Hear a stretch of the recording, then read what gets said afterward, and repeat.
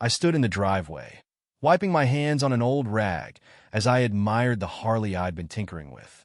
The machine gleamed under the mid-morning sun, polished chrome reflecting the crisp blue Colorado sky. Lily had just dashed inside after handing me a wrench, her hair still blowing in the wind from our ride earlier. At 16, she was already more invested in my motorcycle hobby than I ever expected. It was our thing, our bond. Rebecca, my wife, had left for work hours ago, earlier than usual. She'd been spending more time at the office lately, her phone constantly buzzing with notifications that she didn't seem eager to share. I dismissed it as work pressure. After all, marketing was a demanding field. But there was something different. Her smile didn't reach her eyes the way it used to, and she had begun zoning out during our conversations. Small things that seemed inconsequential at first but were starting to pile up, each one like a splinter beneath my skin. I wiped the last of the grease from my hands and headed inside. The house was quiet. Sam was still upstairs, probably working on another essay or lost in one of his novels. He took after Rebecca in that way, the quiet intellectual type, while Lily and I shared a passion for action and mechanics. I poured myself a coffee and glanced at the time. Rebecca wouldn't be back for hours, so I settled into the living room with the intention of catching up on some emails. My phone buzzed on the coffee table. It was a message from Rebecca. Just a simple, "Working late tonight, don't wait up." She had been working late a lot recently, but I chalked it up to a project deadline. I trusted her. After 17 years of marriage, why wouldn't I? But then another thought wormed its way into my mind. Why didn't she mention the late nights earlier in the week? Rebecca was usually organized, meticulous about her calendar. It was unlike her to keep me in the dark. I shook off the uneasy feeling, though it lingered like a shadow on the edge of my thoughts. The afternoon passed uneventfully. Lily came downstairs, excited to show me the college engineering program she was interested in, and Sam eventually emerged from his room to grab a quick snack before disappearing back upstairs. I didn't see Rebecca's car pull into the driveway until the sun had long since set. When she finally stepped inside, I greeted her with a smile. "Long day?" Rebecca paused in the doorway, her coat draped over one arm, and her phone clutched tightly in her hand. "Yeah," she answered, distracted. She glanced at her phone again before slipping it into her purse. "Just busy. Meetings, presentations. The usual." She brushed past me with a quick peck on the cheek and headed upstairs without further explanation. Her perfume lingered in the air, familiar yet faintly different, as if she'd reapplied it before coming home. I frowned but said nothing, following her up moments later. The next few days followed the same pattern. Early mornings for her, late nights, always glued to her phone. We shared dinners together, but her mind seemed elsewhere. I noticed how she would tilt the screen of her phone away from me when it buzzed, her thumb tapping furiously to reply. She wasn't laughing at the kids' jokes as much, wasn't participating in our evening conversations. Something was off, and the sinking feeling in my gut grew with each passing day. Friday evening arrived, and it was supposed to be our night. We had a tradition of opening a bottle of wine and watching some mindless TV, just the two of us, after the kids had gone to bed. I came home from work, expecting to find Rebecca already getting dinner ready or maybe relaxing on the couch. Instead, the house was quiet. There was no aroma of food cooking, no soft sound of the TV in the background. Lily and Sam were both out with friends, leaving just the two of us. I wandered into the kitchen to grab a drink when I heard the sound of heels clicking upstairs. It was strange. Rebecca rarely dressed up unless we were going out together. I headed up to our bedroom, curious. When I opened the door, there she was standing in front of the mirror applying makeup. Her little black dress, the one I hadn't seen her wear in months, was laid out on the bed. Alongside it were matching heels, delicate lace lingerie, and a small clutch bag. "Where are we going?" I asked, leaning against the doorframe with a smile, though something in my chest felt tight. If she had planned a surprise night out, she hadn't mentioned anything. Rebecca didn't turn to face me. She kept applying mascara, her movements smooth and controlled. "We aren't going anywhere," she said, her voice distant. My smile faded. "What do you mean? You're dressed like we're going out." "I'm going out," she replied, her tone matter of fact, as if she were stating something as simple as the weather. Without me? I asked, trying to keep my voice steady. Rebecca finally looked at me through the mirror, her expression calm, but her eyes unreadable. Yes, without you. I felt the air leave my lungs. Rebecca, what the hell is going on? She sighed, capping the mascara and tossing it in her makeup bag before turning around to face me. I'm going out with someone else tonight, James. I need this. I've been feeling like I'm fading. I need to know that I'm still attractive, still wanted by someone. My head was spinning. Someone else? Who? Why? Rebecca, we've been married for 17 years. You're seriously going to throw that away for, what, some guy? Her face softened for a brief second, but she steeled herself quickly. I'm not throwing anything away. It's just one night. It doesn't mean anything. One night? I echoed, stunned. It sure as hell means something to me. Rebecca crossed her arms. Look, James, if you really love me, you'll let me do this. I just need one night to feel like I'm still desirable. It's not like I'm leaving you. I couldn't believe what I was hearing. And what about our kids? What about Sam and Lily? How do you think this will affect them? They won't know, she said dismissively. They're with friends tonight. I'll be back before they even notice I was gone. I shook my head, trying to grasp how everything had gone so wrong so fast. If you walk out that door, Rebecca, it's over. You can't just pretend things will go back to normal after something like this. Her gaze hardened. There won't be a divorce, James. If you try, I'll fight you for everything. The house, the kids, the savings. I'll win, and I'll make sure Sam and Lily think you're the one who destroyed our family. Her words were like a slap in the face. I stared at her, speechless, as she turned and picked up her dress from the bed. I'll be back in the morning, she said over her shoulder before disappearing into the bathroom to change. I stood there for what felt like an eternity, trying to process what had just happened. My mind raced with questions I didn't have answers to. How had things fallen apart so quickly? Where had I missed the signs? But one thing was clear. Our life, our perfect suburban life, wasn't as perfect as I had believed. I stood in the hallway for what felt like hours, even though it was probably only a few minutes. The sound of the shower running in the bathroom drifted through the door, but I couldn't move. It was as if the weight of Rebecca's words had turned my legs to concrete. She was going on a date with someone else. The absurdity of it lingered in my mind, refusing to register as real. I wanted to believe I'd misheard her, that somehow this was some strange misunderstanding. But the evidence was right in front of me. Her dress, her shoes, and that determined look in her eyes when she said it. She planned it. This wasn't some impulsive decision. She had orchestrated the whole thing, and it left me blindsided. I didn't know what else to do but leave the room. My hands clenched in a fist as I headed downstairs, my heart thumping in my chest with anger and disbelief. I poured myself a glass of bourbon, something I hadn't done in months, and stared out the kitchen window into the backyard. The twilight was settling in, casting long shadows across the neatly trimmed lawn. It all felt surreal, like I was trapped in someone else's life. I heard her heels click against the tile floor as she came down the stairs. Rebecca appeared in the doorway, the black dress hugging her figure, every detail of her outfit screaming confidence. She looked stunning, of course. She always did. But this time, the sight of her didn't fill me with pride or affection. It filled me with rage. You're really doing this, I said, my voice low, not turning to face her. I already told you, she replied, adjusting the strap of her dress. It's just one night, James. I need this. You don't need this, Rebecca, I snapped, turning toward her, barely keeping my temper in check. You're throwing away everything we've built over 17 years for what? To feel wanted by some random guy? She narrowed her eyes at me, her posture stiffening. His name is Eric. He's not just some random guy. Eric, I laughed bitterly.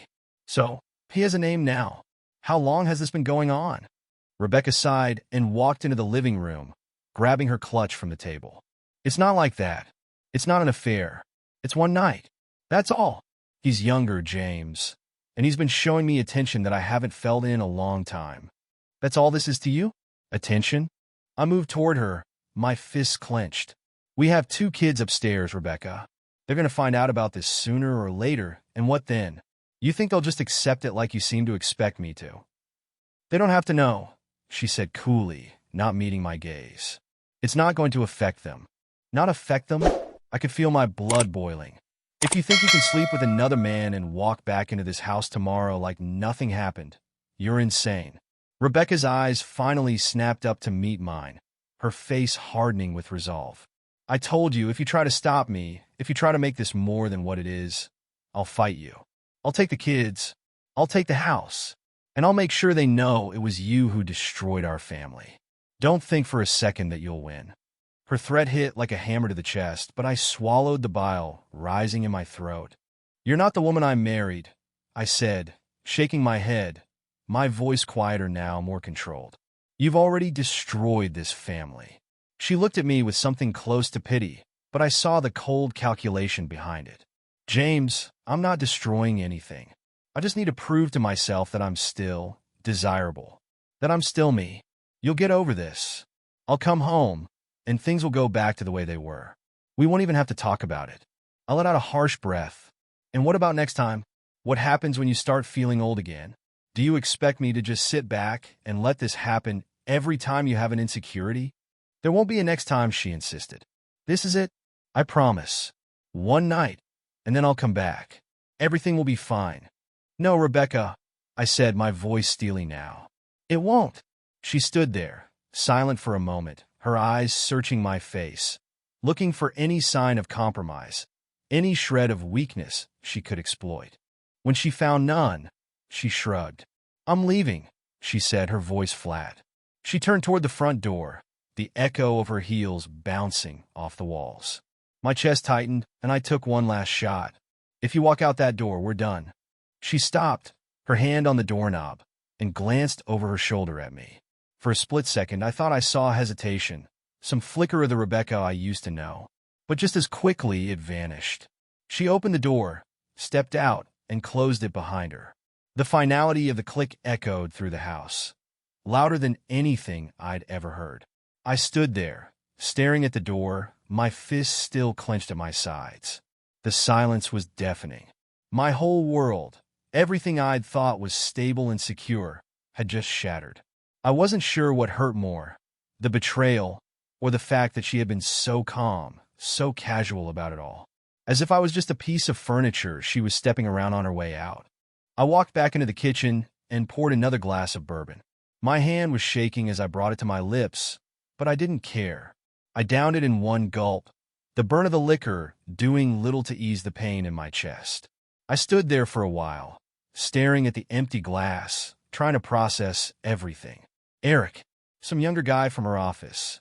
I hadn't even known he existed, and now he was taking her out. Taking my wife. She didn't see it as cheating. She told me about it, after all. So, in her mind, it was okay. No secrets. Just one night. No big deal, right? But it was a big deal, and I wasn't about to let it slide. I grabbed my phone and sat down at the kitchen table, pulling up the banking app. If she thought she could walk out on me and threaten me with losing everything, she had another thing coming. I wasn't going to let her take the house, the kids, or the money we'd saved. I'd protect what I could, and I'd make sure she didn't get the upper hand. I transferred half of our joint savings into a separate account, one she didn't have access to. I'd set it up years ago for gifts and surprises, but now it served a different purpose. Next, I canceled the credit cards we shared. She wasn't going to use our money to fund her affair. Not while I still had a say. It wasn't much, but it was a start. I felt a grim satisfaction as I completed the last transfer. At least I was doing something, taking some form of control in this mess.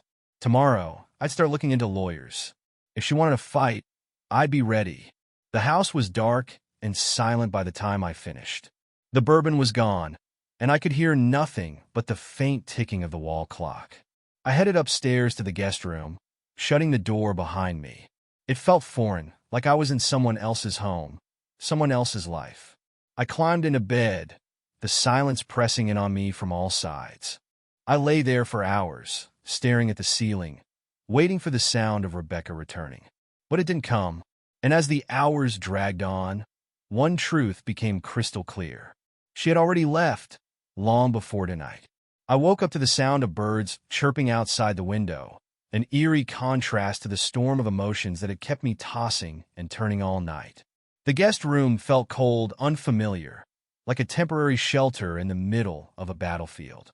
I'd barely slept. My mind kept replaying Rebecca walking out the door, each step of her heels on the hardwood floor a hammer driving nails into the coffin of our marriage. But the battle wasn't over. Not by a long shot. If she thought she could stroll back into our home as if nothing had changed, she was in for a rude awakening. I sat up, groggy, my mouth dry from the bourbon I'd consumed the night before. The clock on the bedside table read 8:45 a.m. Rebecca wasn't back yet. My stomach tightened at the thought of where she had been all night, but I pushed it down. I had to stay focused. I wasn't going to let her betrayal completely blindside me. First things first, I grabbed my phone and checked the transfers I'd made the night before. Half of our joint savings now sat securely in my private account. The credit cards were still canceled, and I'd made sure to lock her out of accessing any other shared funds. She wasn't going to use a single cent of our hard-earned money to support her little escapade. I headed downstairs, feeling the weight of the house around me. Everything felt off-kilter, like the foundation was shifting beneath my feet. The kitchen was quiet, sunlight streaming through the blinds. The place looked pristine, untouched by the chaos raging inside my head. It felt strange, wrong, even that everything looked the same when nothing was. The door opened behind me, and I heard the familiar sound of Rebecca's heels on the floor. My back stiffened. I didn't turn around. I wasn't ready to look at her. Not yet. "Good morning," she said, her voice unnervingly casual, almost cheerful. Like she'd just come back from an errand. Like she hadn't just slept with another man. "I'm home. Home." The word felt like poison. I heard her move into the kitchen, the sound of her heels giving way to the softer shuffle of bare feet on the tile. The air filled with the scent of her perfume, a scent that now made my stomach turn. I still didn't turn to face her. "James?" Her voice was curious now, like she hadn't expected this kind of silence. I could feel her eyes on my back. "What's wrong?" That did it. I spun around, finally looking at her. She was still wearing the black dress, though it was a little rumpled now, and her makeup, while still intact, was a bit faded at the edges. There was no guilt on her face, no shame. Just that same maddening calm that had driven me insane last night. "What's wrong?" I repeated, my voice steady but cold. "You really have to ask?" Rebecca's brow furrowed slightly, but she didn't look concerned. "James, I told you this doesn't change anything. I just needed that night. I'm here now, and we can move on. Move on." Like she'd just gone to a damn spa or something, not to another man's bed. "You think I'm just going to let this go?" I asked, stepping toward her. My voice was low, tight. "You think everything will go back to normal after you walk out that door and sleep with someone else?" Her eyes flickered for a moment, like she was processing the shift in my tone. "James, I told you what I needed. You're blowing this out of proportion. It was just one night. And what happens next time?" I asked, my voice rising. "When you start feeling old again, when some other guy flirts with you at work, are you going to pull this again?" "There won't be a next time," she said firmly, folding her arms across her chest. "I just needed to prove to myself that I'm still desirable, that I'm not. Not what? Not tied down by your family? Not old and settled?" I could barely contain my anger. "You've done more than prove that, Rebecca. You've shown me exactly what you're willing to throw away." She sighed, shaking her head slightly. "James, you're being dramatic. We have a family, a home. I told you. I'm not going anywhere. I love you. This was just a phase." I stared at her, incredulous. "A phase? That's how you justify this? A phase?" Rebecca stepped closer to me, her voice softening, as if trying to reason with a child. "We've been together for 17 years, James. You don't just throw that away over one mistake. I'm still here, aren't I?" "No, you're not," I said quietly, my voice barely above a whisper. "You haven't been here for a long time." Her eyes flashed, a hint of frustration finally breaking through her composed exterior. "What do you want from me, James? An apology?" "Fine, I'm sorry. I'm sorry I hurt you, okay? But it's done. It's over. We can move forward. Or are you really going to let this one night ruin everything?" I laughed, the sound harsh and bitter. "You still don't get it, do you? You already ruined everything. The second you walked out that door, you made a choice. And now, I'm making mine. She stared at me, her eyes narrowing. What choice? I'm not staying in this marriage if this is what it's going to be, I said, my voice calm but resolute. If you think I'm just going to pretend nothing happened, you're wrong. Her expression hardened again, her arms dropping to her sides. You're being ridiculous. There won't be a divorce, James. You know that. We have a family, kids. Sam and Lily need us together. I'll fight you if you try to leave. And I'll win. I nodded slowly, already expecting her to play that card. And I'll fight back. We stood in silence for a long moment, the tension between us thick and heavy.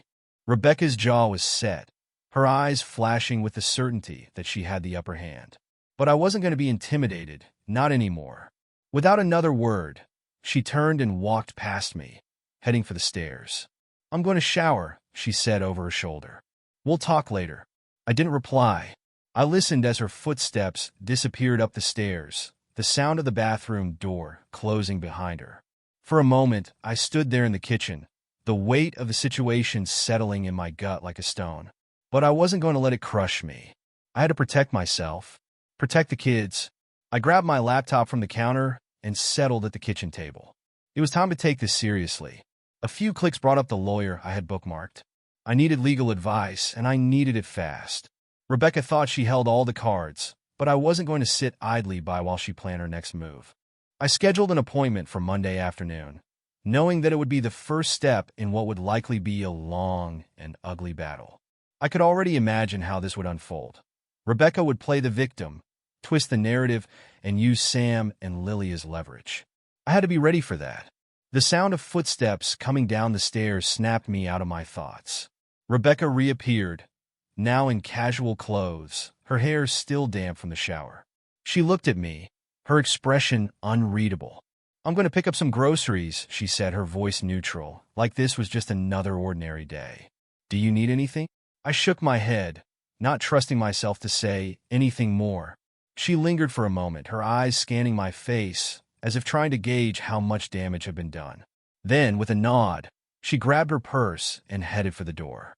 I waited until I heard her car pull out of the driveway before I let out a long breath, the tension easing from my shoulders for the first time all morning. She was gone for now, but this wasn't over. Not by a long shot. I turned back to my laptop and began making notes, preparing for the war that was coming. I don't know how the news of our unraveling marriage spread so fast, but by midweek, it felt like the walls were closing in. My phone had been buzzing nonstop with concerned texts and missed calls from my parents, and I knew Rebecca's family wasn't far behind. It was only a matter of time before we'd be forced to deal with them. And sure enough, by Thursday evening it happened. Rebecca had barely returned home from work when the doorbell rang. I didn't have to check to know who it was. I could already hear the voices outside, my mother's unmistakable nervous chatter and my father's steady bass trying to calm her down. Rebecca's parents were there too, talking in hushed tones. The four of them, united in their mission to save us, had arrived like some sort of intervention brigade.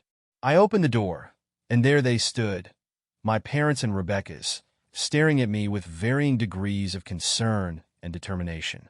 My mother, Patricia, was already wringing her hands, her eyes darting over my shoulder as if she expected to see something broken inside the house. My father, William, gave me a tight-lipped nod, his expression unreadable. Behind them stood Rebecca's parents, Tom and Helen. Helen looked uncomfortable, clutching her purse as if it were her lifeline, while Tom, always the more domineering of the two, had his arms crossed, already preparing to give me some unwelcome advice. Well, my father said after a beat of silence, "Are you going to let us in?" I hesitated for a moment, glancing back at the kitchen where Rebecca was likely pouring herself a glass of wine, completely unfazed by what was about to happen. This was going to be a disaster. I could feel it, but I stepped aside, letting them in. They filed in like a somber procession, each of them eyeing the living room as if it were a crime scene. It felt that way, too. The space between Rebecca and me had become toxic, poisoned by lies and betrayal, but none of them seemed to understand that yet. Rebecca appeared from the kitchen, wine glass in hand, and greeted them with a smile so fake it could have been made of plastic. "Mom, Dad, you're here," she said cheerfully, moving forward to hug her parents. She didn't even glance at mine. "We thought it was time to talk," my mother said, her voice already trembling with emotion. "You too. You've been together so long. We know this is just a misunderstanding, right?" Rebecca flashed her a winning smile. "Of course, Patricia. We're just going through a rough patch. These things happen." I wanted to laugh. A rough patch? That's what she was calling this? As if her sleeping with another man was some minor bump in the road? My father cleared his throat, eyeing both of us. "Let's sit down." We all moved toward the living room, an unspoken tension hanging in the air. I sat on the edge of the couch. Rebecca perched next to me, as if we were still a functioning couple. Our parents sat opposite us, forming a jury of sorts, ready to pass their collective judgment. It was Patricia who spoke first, leaning forward, her voice full of the kind of maternal concern that would normally break my heart. "James, Rebecca, we've been hearing things, and we just want to understand what's going on. You've been together so long, and you have 2 beautiful children. Whatever this is, we're sure it's something that can be worked through." Rebecca was quick to respond. "Exactly, Mom. This isn't as serious as it seems. We're working through it." I clenched my jaw, trying to keep my composure. "Working through it? Is that what you're calling it now?" My father's eyes narrowed at the tone in my voice. "James, we didn't come here to take sides. We just want to help you both figure this out." Rebecca's father, Tom, leaned back in his chair, his arms still crossed. "From what we've been told, this isn't something to blow out of proportion. People go through midlife crises, make mistakes. Rebecca's still committed to you, isn't she?" I shot a look at Rebecca, who was sipping her wine with an infuriating level of calm. "Committed? Is that what you call going on a date with someone else?" My mother gasped, her hand flying to her chest. "Rebecca, is this true?" Rebecca sighed, finally setting down her glass. "It was just one night, Patricia. One night where I needed to feel something. James knows this. I was honest with him from the start." "Honest?" I couldn't hold back the laugh this time. "You told me after you'd already planned it, and now you're acting like it's nothing." "It is nothing," she said, her voice firm, as if that was the end of it. "You're the one making it into something it's not." My father frowned, leaning forward. "James, is there more to this? Are you sure you aren't overreacting?" There was the question I'd been dreading, the one that was already undermining everything I'd been holding on to. My own father suggesting that maybe I was being too harsh, too emotional. Rebecca's mother, Helen, finally spoke, her voice soft and trembling. "You two have a family, and we don't want to see it fall apart over something that could be repaired. People make mistakes. Rebecca's admitted it was wrong, and she's still here. Doesn't that mean anything?" I looked at my parents, at Tom and Helen, and finally at Rebecca. They were all watching me, waiting for me to bend, waiting for me to give in and make this whole thing easier for everyone. And I realized in that moment that they didn't understand. None of them did. They didn't know what it felt like to hear the woman you've loved for 17 years casually tell you she's going to sleep with another man. To hear her say it like it was no big deal. They couldn't comprehend how that shattered everything I thought we had. "No," I said finally, my voice steady. "No, it doesn't mean anything. Rebecca's the one who decided this wasn't important enough to fight for. She's the one who walked out, not me." Rebecca's eyes flashed with irritation, and she opened her mouth to respond, but before she could, my father cut in. "Son," he said quietly, "you need to think about this carefully. Divorce is serious. Once you take that step, there's no going back. Are you sure this is worth losing everything?" I stared at him, my throat tight. I knew where he was going with this. My parents had always believed in sticking it out, no matter how bad things got. They had been through their own rough patches, but in their minds, it was better to stay together than to break apart. But this wasn't a rough patch. This was betrayal. "I can't stay in a marriage where I'm expected to just accept this," I said, struggling to keep my voice calm. "If you're all here to convince me to just sweep it under the rug, then this conversation is over." My mother's eyes filled with tears, her voice breaking as she reached out to me. "James, please don't do this. Don't throw away your family. I shook my head, looking away. It wasn't me who threw it away. There was a long, painful silence. I could feel the weight of their disappointment, their frustration. But I wasn't going to budge. Not this time. Finally, Rebecca's father, Tom, stood up, his expression hard.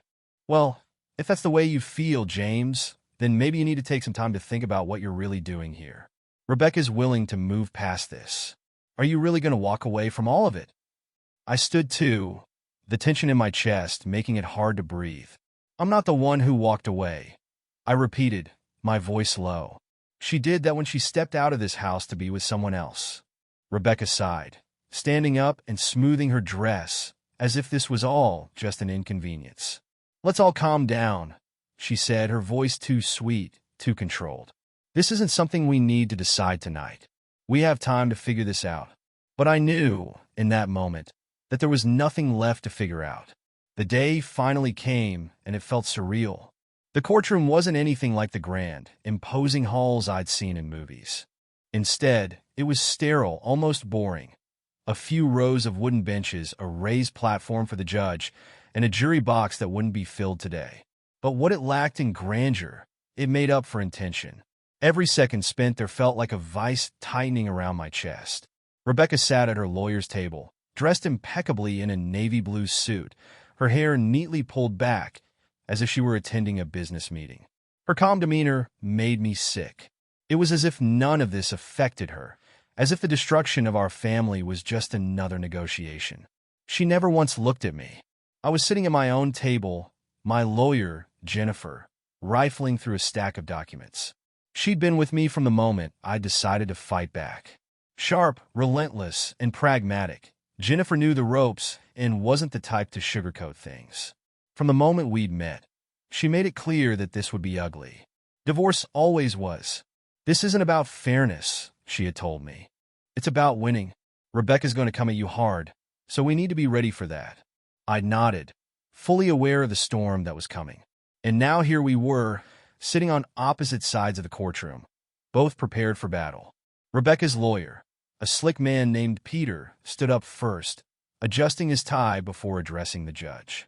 Your Honor, we're here to resolve the matter of the division of assets, custody, and support.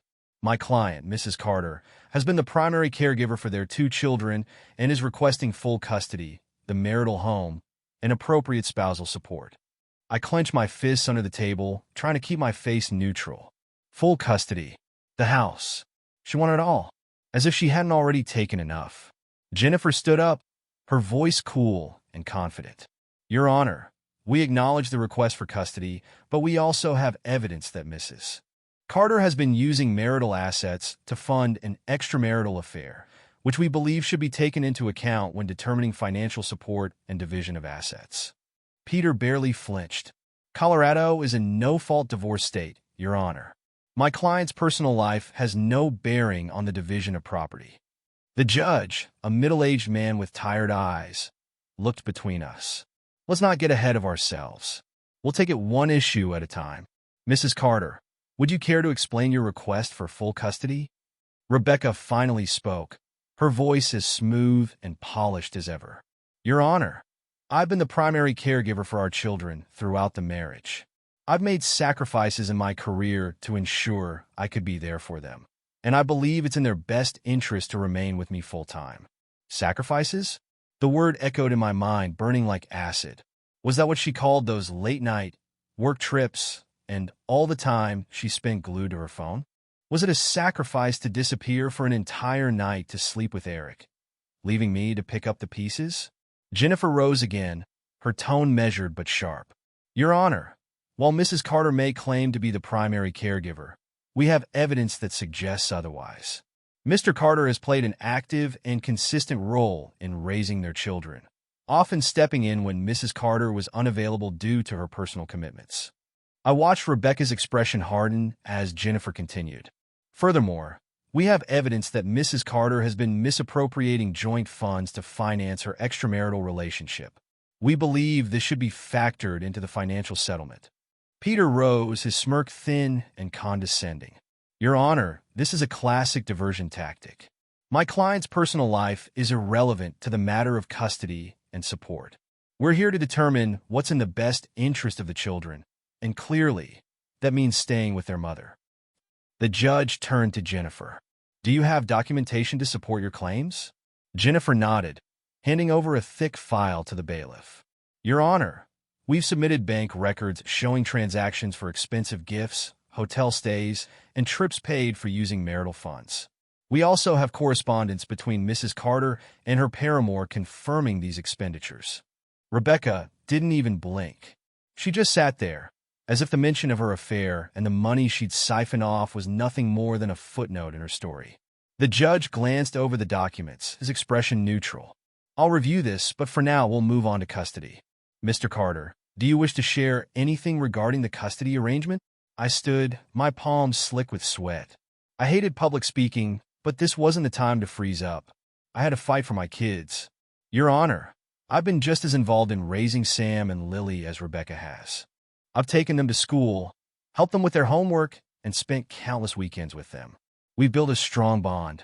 I don't believe it's in their best interest to be taken away from me full-time. Jennifer nodded encouragingly as I continued. Rebecca and we've both made mistakes, but I'm not asking for full custody. I just want joint custody. I want to be there for them, to continue being their father. They need both of us. Rebecca shot me a look from across the room, a subtle flash of annoyance. She didn't want joint custody. She wanted me out of their lives, completely. The judge glanced between us. I'll take both of your arguments into consideration and review the submitted evidence. Let's move on to the financials. Peter took over, launching into a carefully rehearsed argument about how Rebecca had sacrificed her earning potential for the sake of the family, how she deserved spousal support to maintain the lifestyle she had become accustomed to. He painted her as the perfect mother who had selflessly given up everything for the sake of our children. It was laughable. The same woman who had lied, cheated, and drained our accounts to spoil her lover was now being hailed as some sort of martyr. Jennifer didn't miss a beat. She pulled out more documentation, showing how Rebecca had been steadily increasing her own earnings at her marketing firm, far from the image of a self-sacrificing wife. She also highlighted the significant contributions I had made to the family, both financially and emotionally. Then came the bombshell. We've also obtained evidence, Jennifer said, her voice steady, that Mrs. Carter's relationship with her co-worker was not an isolated incident. A private investigator has uncovered that she has been involved with multiple individuals during the course of her marriage. I could feel the air leave the room. The judge's eyes widened slightly as he looked back at Rebecca, who for the first time appeared rattled. Her cool composure faltered for a split second, but she quickly recovered, glaring at Peter as if daring him to fix this. Peter stood, his confidence slightly shaken. Your Honor, we reject these allegations. This is nothing more than an attempt to slander my client's character. There's no relevance to the proceedings. But it was too late. The damage was done. Jennifer handed over another stack of documents, each one containing surveillance reports, emails, and photographs that painted a much darker picture of Rebecca's life outside our marriage. The judge flipped through the papers, his face growing more serious by the second. This will need further review. Rebecca's face was pale now, her perfect mask finally cracking. For the first time, she looked vulnerable, exposed. And I realized that she hadn't expected this. She had thought she could bulldoze through the divorce, using her charm and manipulation to get everything she wanted. But now, the tables had turned. The hearing dragged on for hours, each side throwing more accusations, more evidence, more justifications. By the end of it, I was exhausted mentally and physically. The judge finally called it for the day, saying he'd need time to review the evidence before making any final decisions. As we gathered our things, Rebecca stormed out of the courtroom, Peter trailing behind her, whispering furiously. I could only imagine what that conversation was like. She had thought she could win, but now her secrets were laid bare for everyone to see. Jennifer turned to me, giving me a small, reassuring nod. We're in a good position. The financials will swing in our favor, and this new evidence will help with custody. But don't get too comfortable. This isn't over. I nodded, feeling a strange mixture of relief and dread. I wasn't naive enough to think this was the end of the fight. Rebecca wasn't going to go down without taking as much as she could with her. But for the first time in months, I felt like I had a chance. The house was eerily quiet. Sam was at a friend's house for the weekend, and Lily was away on a school trip. It felt strange, the emptiness like the calm before a storm. I'd spent most of the day trying to focus on work, but my mind kept drifting back to the courtroom, to the things that had been revealed, to the way Rebecca's face had paled when Jennifer had dropped the evidence of her multiple affairs. But none of that seemed to matter now. The final divorce settlement was looming, and I was preparing myself for whatever last-minute tricks Rebecca would pull. It was only a matter of time. The sun was beginning to set, casting long shadows across the floor as I sat in the living room, going over some documents Jennifer had sent me. I was halfway through a particularly dense section on asset division when I heard the soft click of heels on the hardwood floor. I looked up, expecting Rebecca to be on her way out to another of her so-called work dinners. But what I saw froze me in place.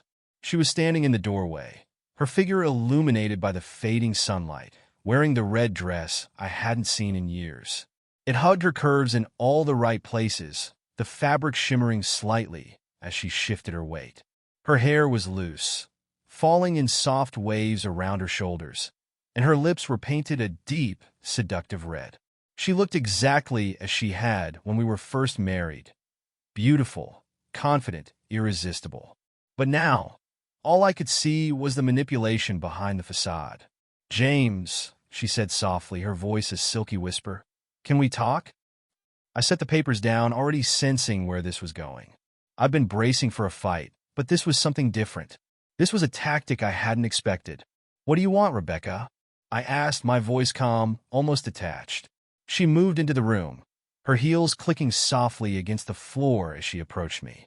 "I've been thinking," she said, running her hand along the back of the couch, her fingers barely brushing the fabric. "About us.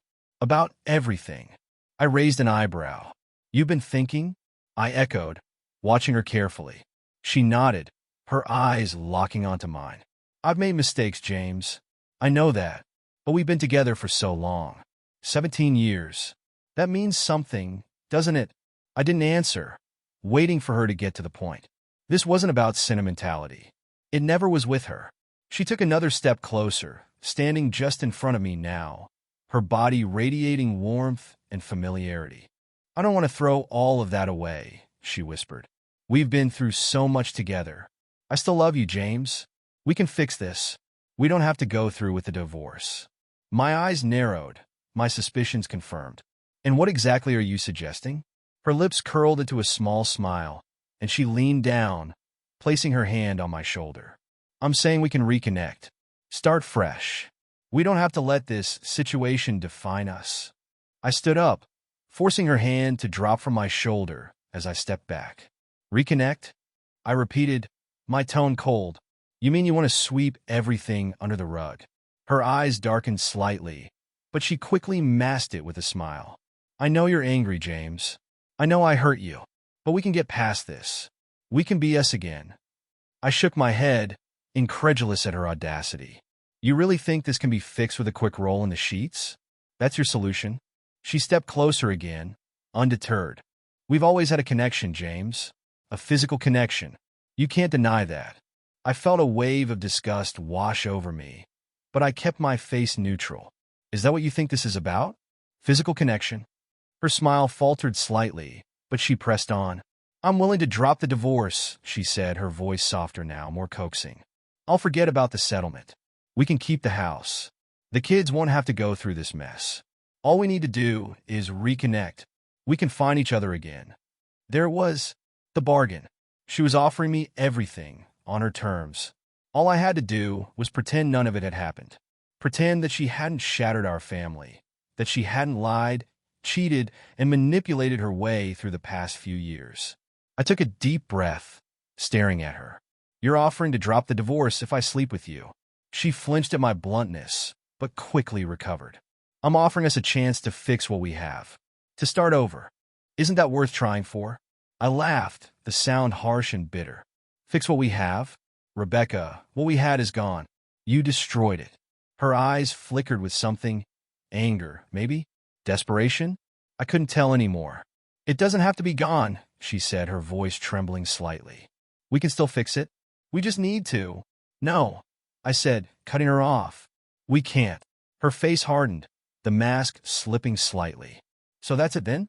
You're just going to throw away 17 years because I made a mistake. Mistake? I echoed, my voice growing colder. You didn't make a mistake, Rebecca. You made choices. You chose to lie. You chose to cheat. You chose to threaten me with the kids. None of that was a mistake. It was calculated. She stared at me, her expression shifting from pleading to something sharper, more dangerous. I'm trying to save this marriage, James. You don't get to play the victim here. You pushed me away long before any of this happened. Don't, I warned, my voice low. Don't turn this around on me. I wasn't the one who walked out of this house to sleep with someone else. Her eyes flashed with anger now, the pretense of seduction dropping completely. You're being stubborn. You're throwing away everything over your stupid pride. No, I said quietly. I'm finally seeing things clearly. She stared at me for a long moment, her chest rising and falling with each breath, her face a mix of fury and disbelief. She had expected me to fold, to give in like I always had before. But not this time. Not anymore. The silence between us stretched, heavy and suffocating. Finally, she spoke, her voice low and cold. Fine, have it your way. But don't come crying to me when you lose everything. I watched her turn and walk away, her heels clicking loudly on the floor as she disappeared up the stairs. The sound of her bedroom door slamming echoed through the house. I stood there for a long time, the weight of what had just happened settling over me like a thick fog. This was it, the final push. She had tried every trick in the book, manipulation, threats, seduction, and now there was nothing left for her to try. And as I stood there, I felt something shift inside me. The anger, the hurt, the betrayal. They were still there, but something else had taken their place. A strange sense of calm, of finality. For the first time in months, I felt free. Rebecca's last attempt to control me, to reel me back into her web of lies, had failed. I saw her now for what she really was. The woman I had loved, the woman I had built a life with, was gone, and the person who remained was a stranger. I wasn't going to look back. Not anymore. The divorce would go through. The settlement would be decided, and I would walk away from all of this, intact, stronger, and finally free of her grasp. The house felt emptier than ever. Every corner echoed with silence that I couldn't escape, no matter how hard I tried to fill it. The final divorce settlement had come through just days ago, and Rebecca had won the house, full custody of Sam and Lily, and the ability to twist the knife deeper with every interaction.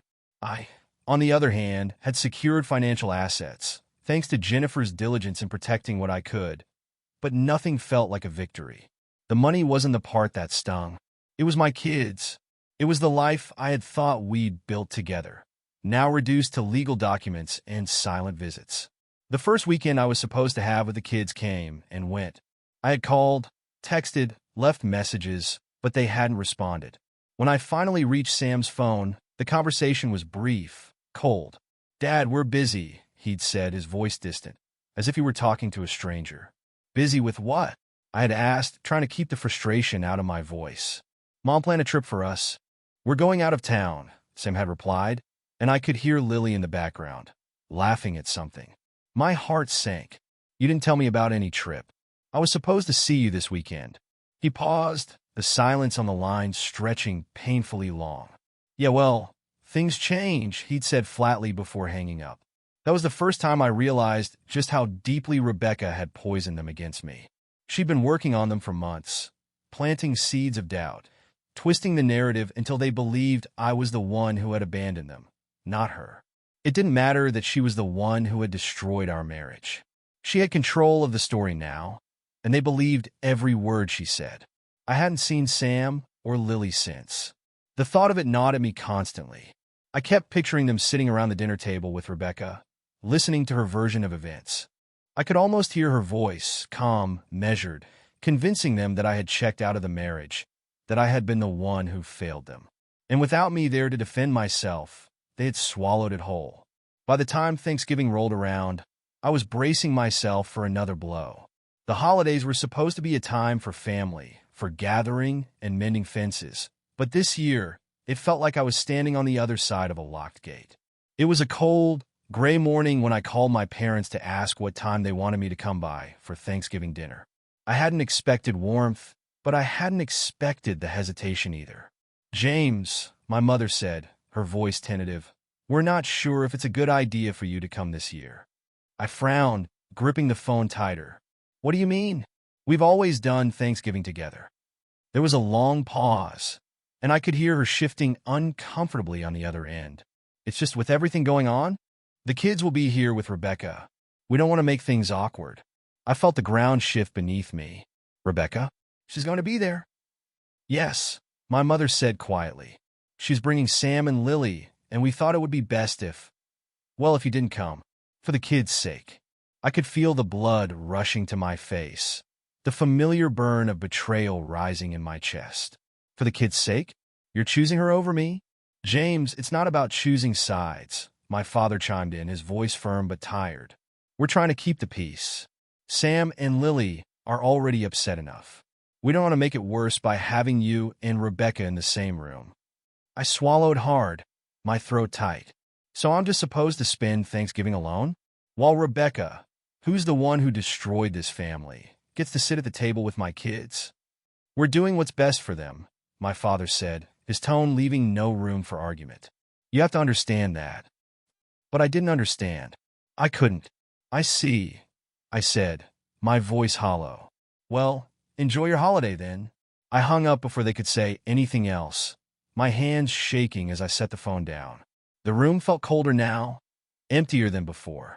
I'd always known Rebecca was manipulative, but this was a new low. She had managed to turn even my own parents against me, convincing them that the only way to keep the family together was to push me out. I spent the rest of the day in a haze, trying to focus on anything other than the fact that my kids were sitting at my parents' table, being fed lies by the same woman who had ripped our lives apart. I wondered what story she was telling them, what carefully crafted version of events she was spinning now that I wasn't there to correct her. By the time the sun set, I couldn't stand the silence any longer. I went for a walk around the neighborhood, the crisp evening air biting at my skin. The streets were lined with houses full of warmth, the glow of lights spilling from windows, families gathered around tables, laughing and sharing meals. It all felt so distant, like I was walking through a world I no longer belonged to. Halfway through my walk, my phone buzzed in my pocket. I pulled it out, half hoping it was Sam or Lily, but it wasn't. It was an old friend, Dan, someone I hadn't spoken to in months. "James, man, you're not going to believe this," Dan said without preamble when I answered. "You remember Eric? The guy Rebecca was seeing?" I tensed at the mention of his name. "Yeah, I remember." "What about him?" Dan let out a laugh, the kind that's half disbelief, half amusement. "He dumped her. For some younger woman, no less. I heard it through the grapevine. Apparently, he's been seeing someone else for a while. Rebecca's been blindsided. She's a mess." I stopped in my tracks, the words hanging in the air. Eric had dumped her. After everything she'd thrown away to be with him, he'd left her for someone else. It should have felt like justice. A part of me wanted to revel in the irony, to feel some sense of satisfaction that Rebecca was now reaping what she'd sown. But all I felt was an overwhelming emptiness. "Thanks for telling me," I said, my voice flat. I didn't know what else to say. It didn't change anything. "No problem," Dan replied. "Just thought you want to know." We hung up, and I stood there in the middle of the street, staring up at the darkening sky. Rebecca's perfect little world was falling apart, just like she had torn mine apart. But it didn't matter. She still had the house, she still had the kids, and I was the one left alone, cut off from the life I had fought so hard to keep. I walked back to the house, the cold air stinging my cheeks. The windows of my own house were dark, the emptiness inside mirroring the hollow ache in my chest.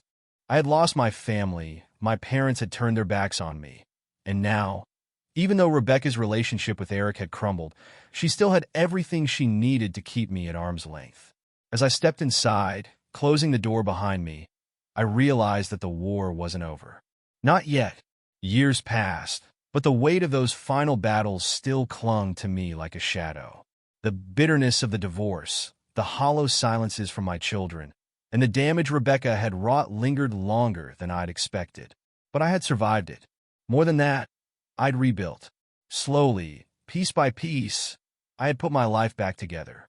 I'd moved into a new place after the settlement. A modest home outside of Denver, far enough from the memories, but not too far that I couldn't try to reach out to Sam and Lily when the time came. The house had a calm, peaceful energy to it, the kind of place that felt like a fresh start. It wasn't large or extravagant, but it was mine. More importantly, it was free of the ghosts that had haunted me in the house Rebecca had fought so viciously to keep. She'd clung to it like a trophy, but after the legal fight, I'd secured enough equity in it that her victory was hollow. I didn't need the house. What I needed was my dignity and my future. I sat in my kitchen one evening, staring out at the fading light beyond the window, a cup of coffee in my hand. The house was quiet. Too quiet sometimes. The days blended into a steady rhythm. Work, a run in the mornings, the occasional call from friends like Dan. Life had moved on, but the distance between me and Sam and between me and Lily remained. I had tried to bridge the gap after the divorce, but Rebecca had built walls around them so high that nothing I said or did seemed to break through. They were hers, at least for now. It was strange. I had gotten used to the absence, even though it gnawed at me, but I couldn't stop hoping. Some part of me believed that one day the truth would come to light. The lies Rebecca had built, the web she'd spun around them, would unravel eventually. And then, on a night much like any other, the knock came. At first, I thought it was my mind playing tricks on me. The soft knock at the front door pulling me from the quiet thoughts I'd been lost in. I stood, moving slowly, and opened the door. What I saw on the other side nearly stopped my heart. Lily. She stood there in the porch light, her hair pulled into a messy bun, her face pale, eyes wide with something between fear and hesitation. She had grown so much since I'd last seen her, her features sharper now, more adult.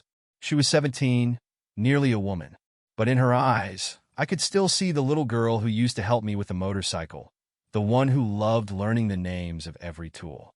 Lily, I said softly, not believing she was actually standing there. Hi, Dad, she whispered, her voice trembling. Can I come in? I stepped aside without hesitation, my heart racing as she entered the house. She looked around, taking in the simple, quiet home, the place she'd never visited before. She seemed nervous, shifting from foot to foot, and I couldn't help but wonder what had brought her here after so long. Do you want something to drink? Yeah. Coffee, I asked, unsure of how to break the tension. Lily shook her head and sat down on the couch, her eyes distant for a moment before they locked onto mine. No, I need to talk to you. I took a seat across from her, the silence stretching between us. I didn't push. I couldn't afford to, not after all the distance that had been between us for so long. She took a deep breath and looked down at her hands, as if gathering her thoughts. I know I haven't been around much. I didn't know what to think after everything happened. She paused, her voice tight. Mom told us things about you. I nodded, my throat too tight to respond. Of course, Rebecca had fed them lies about the divorce, about why it happened. I had always feared what those lies would do to my children, how they would twist their view of me. Lily continued, her voice cracking slightly. She told us that you didn't care, that you wanted to leave, that you were selfish. She swallowed hard, struggling to get the words out. And I believed her. Sam did too. But then I started noticing things. Her hands trembled as she spoke. She'd tell us not to talk about you, or she'd get really angry if I even mentioned something you used to do with us. And then there were other things. Eric. I didn't know about him at first, but then I started finding messages. And not just him. There were other guys, Dad. I froze, the air thick with the weight of her confession. She knew. She had seen it herself. Rebecca's web of deceit was coming undone, just as I'd always hoped it would. But hearing the pain in Lily's voice tore me apart. I didn't want to believe it, she whispered, tears filling her eyes. But I saw everything. I confronted her, but she just She lied. Again and again. And I realized she lied about everything, including you. She finally looked up, her eyes filled with guilt, with regret. I'm so sorry, Dad. I'm so sorry I didn't see it sooner. I couldn't move. I couldn't speak. I had spent years waiting for this moment, but now that it was here, all I wanted to do was hold her, to tell her it wasn't her fault. Instead, I stood and crossed the room in 2 strides, pulling her into my arms. She broke down, sobbing against my chest, and I held her tight, my own tears spilling down my face. It's okay, I whispered, my voice cracking. It's okay, Lily. I'm just glad you're here. We stood there for what felt like an eternity, just holding on to each other. Years of pain, of separation, of lies. All of it seemed to melt away in that moment. She was back, and no matter what had happened, no matter what Rebecca had done, Lily had seen the truth. That was all I had ever wanted. Eventually, she pulled back, wiping her eyes. I want to spend more time with you, she said, her voice still shaky. I don't want to be with her anymore. Not after everything. I nodded, smiling through the tears. I'd love that, Lily. You're always welcome here. This is your home, too. She smiled weakly, but there was hope in her eyes. Hope that hadn't been there in years. Later that night, after she had gone to bed in the spare room I'd hastily made up for her, I sat by myself, staring out at the stars through the window. I thought about everything that had happened, about Rebecca's manipulation, about the years of estrangement from my children, and the endless battles. I had lost so much, but sitting there in the quiet of the night, I realized I had won something far more important. Lily had come back to me. I'd heard through mutual friends that Rebecca's life was falling apart. Eric had dumped her, and without him, her carefully curated image had begun to crack. Her career had taken a hit, and financially, she was struggling after our divorce settlement. She was alone, just as I had been for so long. But now, it was her turn to feel the weight of the choices she had made. In a strange way, I felt no satisfaction in knowing that. The part of me that had once wanted revenge had long since burned out. All I wanted now was peace, and I had finally found it. A week later, I met Kate. She had come into my life unexpectedly, a chance encounter at a friend's barbecue. But something about her was different. She was kind, gentle, and real. There was no pretense, no hidden agenda. We took things slow, but over time, she became someone I could trust, someone I could build something new with. As months turned into years, I rebuilt my life, stronger this time, free from the toxicity of the past. Lily remained close, though Sam, now an adult, still kept his distance. I didn't push him. I knew that one day, he might find his own way back, just as Lily had. Until then, I was content with what I had, a new life, a new love, and a future free from the darkness that had once consumed me. Rebecca had tried to tear me apart, but in the end, it was her life that unraveled, and I walked away from it all whole, stronger, and finally free. This was the victory I had been waiting for, and it was enough. Thank you for listening to this story. Subscribe to the channel, put a like under the video, and write a comment about how you like this story.